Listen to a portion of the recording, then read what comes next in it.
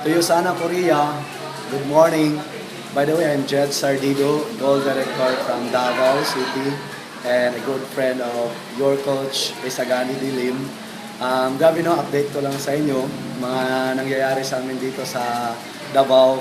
Katatapos lang namin nag-power punch training with our mentor, Coach Robert Trances. And then, grabe guys, daming learnings, grabe mga changes sa lives na nangyari sa amin. So, I just want you to share kung ano yung na bago sa amin. So, encouragement ko lang talaga sa iyo, doon sa mga natutunan ko, kailangan mo lang talagang mangarap. Like me before, when I start Yusana, I don't have anything. I don't have any skills or any confidence nga dalhin ko dito sa Yusana. So, dito ko na lang ito nalalaman. And then, one thing na nakapag-move talaga sa akin, na na-continue ko yung business is that meron lang akong pangarap na hinahawakan. Before, yung mga dumarating sa akin, dream talaga ito.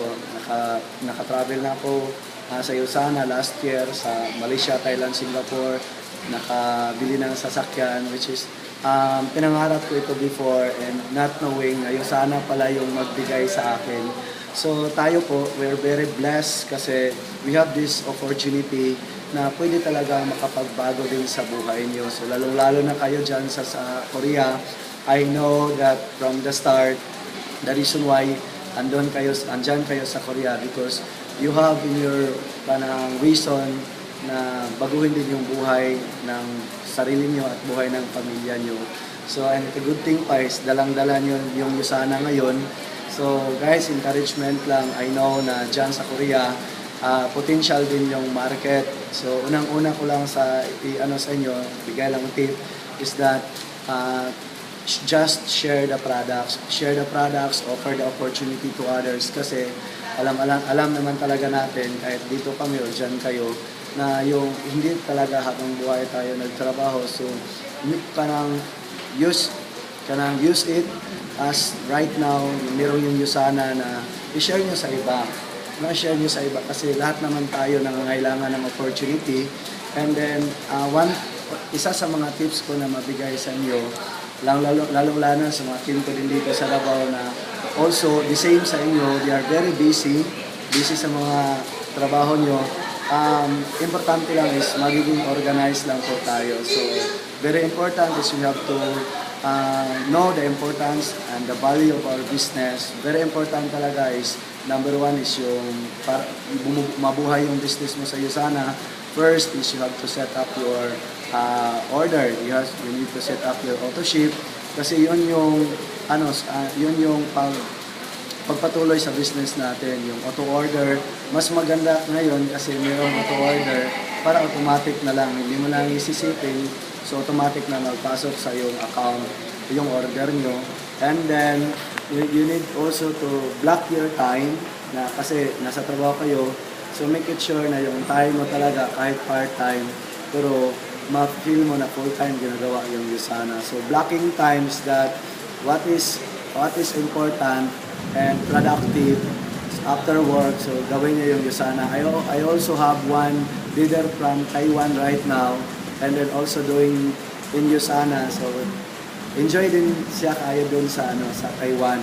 So, the same, they are also excited because yung mga nangyari dyan sa Korea, yun din yung sinishare ko sa Taiwan ngayon na grupo.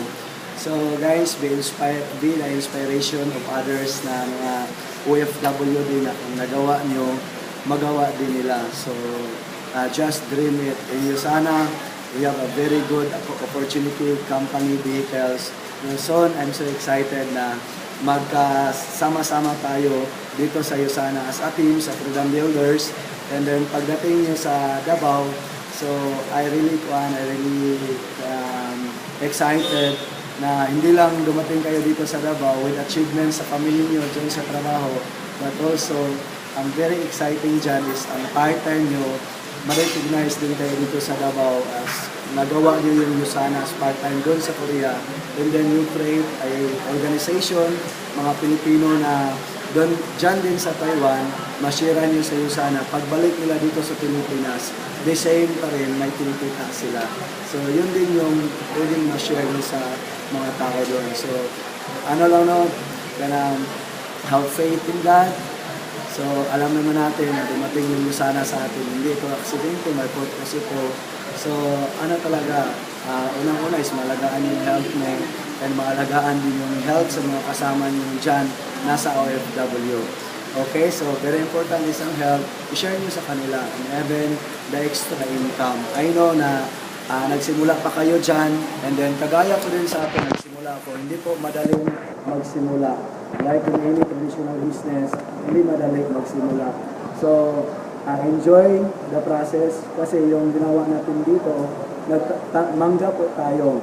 No? So, hindi po tayo munggo na anihin kinabukasan. Mangga po tayo na very important is ourselves is kailangan talagang mag-grow like a mango tree na ang unang mali pong iisipin na bunga agad. So of course, yun yung tinitingnan natin, but first we need to become strong foundation na yung sarili natin, kumbaga yun yung mga sanga ng mangga na if ever na magbunga, strong ka talaga na mahawakan mo yung mga bunga mo. So just like right now, nag-power punch kami para yung sarili namin is ano talaga, magiging solid talaga. So the same as you can do your training online, listening, mga training, audio training, gym roll, Brian Tracy, or even in Lusana training, STI, Caroline University, so pakinggan nyo yan. And then, kami din, excited din sa inyong success dyan. Okay, so guys, keep dreaming. We are designed to move up, move forward, and then guys, have faith in God. And I'm so excited to meet you here in the Philippines. God bless, Lusana, Korea.